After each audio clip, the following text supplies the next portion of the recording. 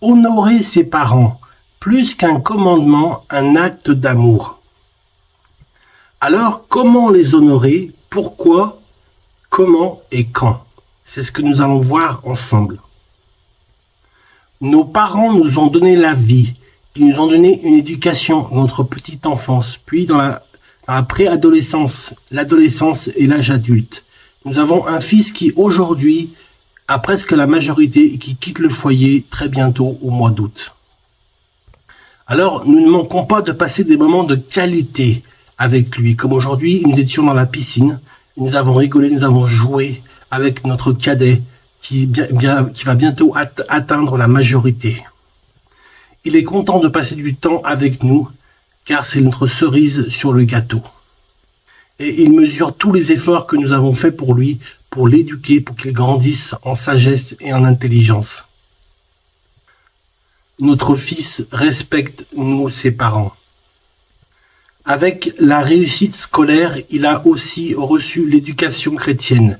Il est à son tour enfant de Dieu et c'est la plus belle des récompenses que nous pouvons avoir. Non seulement la réussite sociale, la réussite scolaire, la réussite familiale, mais aussi la réussite spirituelle qui est la plus importante. Alors mes amis, pourquoi nos parents méritent nos honneurs? Pour plusieurs raisons que nous allons évoquer dans ce message. Cependant, il est important de savoir que les honneurs que nous devons à nos parents, moi-même j'ai encore ma maman qui est vivante, résultent aussi de leur apport à notre croissance et à notre éducation tant spirituelle que scientifique. Ce message aborde 4 points à savoir. Ce qu'on entend par honorer, pourquoi honorer nos parents, comment honorer nos parents et quand honorer nos parents. Ce qu'on entend par honorer. Le contraire de l'honneur, c'est l'humiliation, quand nous humilions nos parents. Là, c'est grave. Dieu n'est pas content. Car le Seigneur déclare d'honorer nos parents tout d'abord en premier lieu, par notre mode de vie et notre manière d'être. Nos comportements pointent nos parents quelque part, car nos réactions parlent mieux que ce que nous disons, en parole et en acte, surtout en acte.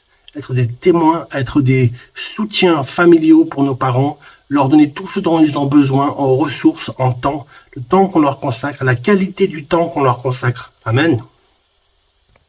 Alors, pourquoi honorer nos parents? Parce que c'est un commandement, c'est le premier commandement avec une promesse divine au bout.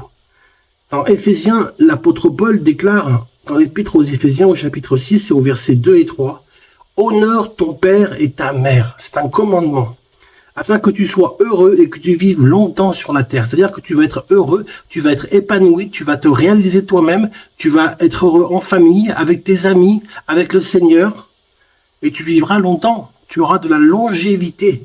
Ta vie, le Seigneur rallongera les années de ta vie. Amen. Mon ami, ce n'est pas la richesse qui donne la vie heureuse ou la longévité à une personne, ni le régime alimentaire, ce sont plutôt les honneurs rendus à nos parents. C'est biblique, c'est écrit. Celui qui honore ses parents craint Dieu. C'est pas de la mauvaise crainte, c'est de la crainte. La crainte divine, c'est la sainte crainte de Dieu. Et vivra le plus longtemps possible sur la terre.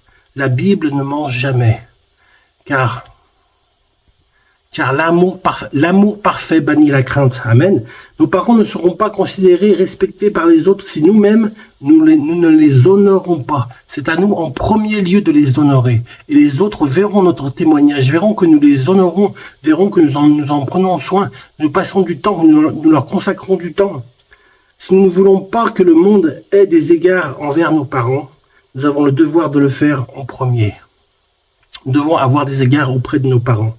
Le monde ne fera que ce que nous faisons pour nos parents. Si nous les insultons par notre vaine manière de vivre, le monde en fera de même. Attention mes amis, à bien respecter les commandements de Dieu. Honore ton père et ta mère, en toutes circonstances et en tout lieu. Alors comment faire pour les honorer? Il est important de noter que les enfants sont une bénédiction de Dieu pour les parents tels que la Bible le dit dans le livre des psaumes. Voici des fils sont un héritage de l'Éternel. Amen. L'enfant, c'est une bénédiction pour un couple. Le fruit des entrailles est une récompense de la mère qui a porté son enfant en son sein, qu'il a porté pendant 9 mois, ou un petit peu moins, ou un petit peu plus. Comme les flèches dans la main d'un guerrier, Ainsi sont les fils de la jeunesse. Psaume 127, 3, 4. Cependant, la grande question reste à savoir en quoi consiste cette bénédiction que Dieu donne aux enfants qui respectent leurs parents, qui honorent leurs parents. Et en quoi les enfants sont une bénédiction pour leurs parents. Effectivement, il arrivera un moment où tout parent, riche ou pauvre soit-il, aura besoin de sa progéniture, c'est une évidence. C'est l'assistance des enfants dans les temps de faiblesse de leurs parents qui donne à cette bénédiction la forme la plus concrète et la plus aboutie. Et lorsque nous parlons de l'assistance, elle est distinguée selon la catégorie des parents. Pour un parent déjà riche, l'assistance financière n'a pas d'importance. C'est plutôt l'assistance physique qui vaudra mieux. Aussi des appels téléphoniques quotidiens pour prendre des nouvelles, en cas d'empêchement en vue de surveiller leur état de santé, de veiller à leur sécurité, à leur intégrité physique et morale. Pour les parents moins nantis ou modestes, l'assistance financière est de mise, c'est important. Elle est la bienvenue. Si nos parents ne bénéficient pas de nos richesses, nous cessons d'être une bénédiction pour eux. Nous devons être solidaires, comme un marié avec son épouse. Ils sont solidaires l'un de l'autre. Nous, les enfants, nous devons être solidaires de nos parents. Et pourtant, ils ont une part afférente dans tout ce que Dieu nous donne comme bien matériel. En effet, on ne peut pas prétendre servir Dieu en déshonorant ses parents par le manque de considération à leur égard. Nos parents ont besoin de notre considération. Celle-ci implique que nous les consultions en cas de problème, que nous venions fréquemment, quotidiennement pour leur rendre visite, pour prendre des nouvelles. Notre sollicitation en cas de la réalisation ou planification d'un projet ensemble, d'un projet commun, des visites dominicales, des moments de dialogue et de détente, loin du toit familial. Il faut les aérer, il faut les sortir. Ça leur fait du bien une sortie. Une autre façon d'honorer ses parents, c'est celle de dire à son entourage leur bon côté, combien ils ont investi pour la formation et la croissance de notre personne. Amen. Nous sommes devenus un homme et une femme faite. Nous sommes nous tendons vers la stature parfaite de Christ. Nous sommes comme Dieu a promis à nos parents que leurs enfants grandissent en sagesse et en intelligence. Alors mes amis, quand honorer ses parents? Il n'existe pas un moment approprié ou prédéfini à l'avance durant lequel nous devons honorer nos parents. Nous devons par contre le faire à tout moment. Nous devons toujours être prêts pour les honorer, car s'ils en ont besoin. Amen. Quand ils ont encore la force et même quand ils sont affaiblis par le poids de l'âge, quand ce sont des aînés du 3e, 4e âge. N'attendons pas que nos parents vieillissent ou meurent pour leur rendre les hommages les plus différents. Nous devons le faire de leur vivant. Nous devons dire à quelqu'un, surtout à nos parents, qui nous ont fait grandir, qui nous ont éduqués, qui nous ont aimés, qui nous ont choyés. Nous devons leur dire que nous les aimons. Ça sert à rien de leur dire quand ils sont morts. Il faut leur dire de leur vivant. Amen. Alors, mes amis, et cela devient souvent une sorte d'hypocrisie. Une façon de dissimuler notre méchanceté, notre insensibilité et notre indifférence à leur égard. Somme toute, si nous n'honorons pas nos parents, personne ne le fera à notre place. Si nous attendons qu'ils vieillissent pour le faire, nous regretterons amèrement n'avoir pas pu le faire de leur vivant. C'est très dommage. Pas de regret. Pas de regret, mes amis. Jean 14, verset 10, dans la version Louis II, nous dit « Les paroles que je vous dis, je ne les dis pas de moi-même. Et le Père qui demeure en moi, c'est lui qui fait les œuvres.